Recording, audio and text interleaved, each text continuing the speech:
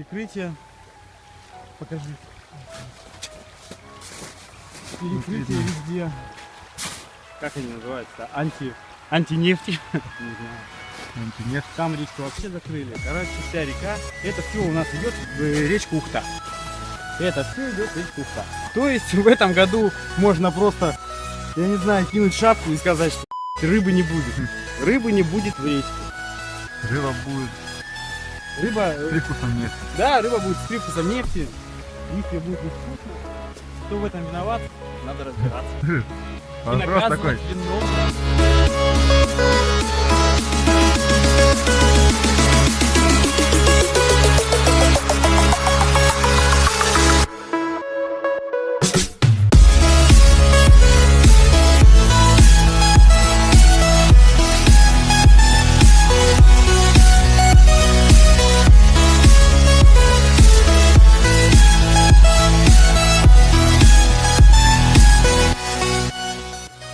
Вот что происходит у нас ниже реки.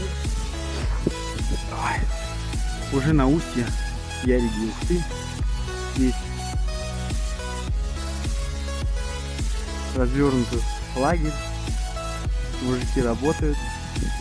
Сейчас мы подойдем поближе, посмотрим. Блин, дорога жесть. Сюда решили уже не проезжать, потому что обратно будет тяжело.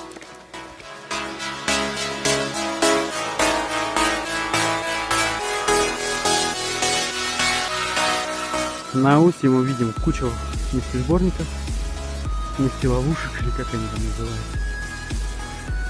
У нас стоит бассейн для отбора нефти. Сюда, точнее, сливают пойманную нефть.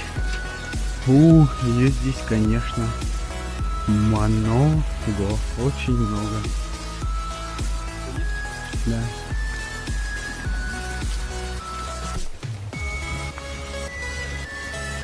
Смотри, сейчас не называется. Да. Это...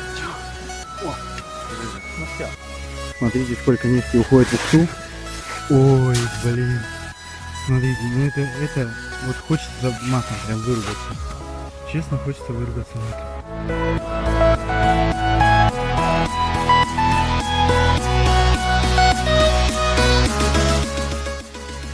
Вот у нас скопление. Нет, как вот это вот называется? Бон, вот. А то я все нефтесборник, да нефтесборник. Вот у нас на Ухте уже стоят сборники. Постоянно убирают бригады вот эту нефть, которая скапливается. И есть здесь, конечно, да,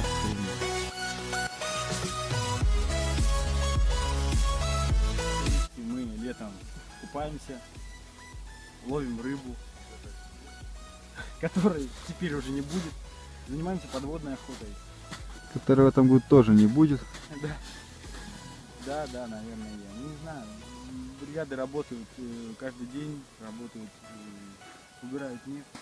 Посмотрим, кто выйдет из этого, конечно. Речку очень жалко. Просто.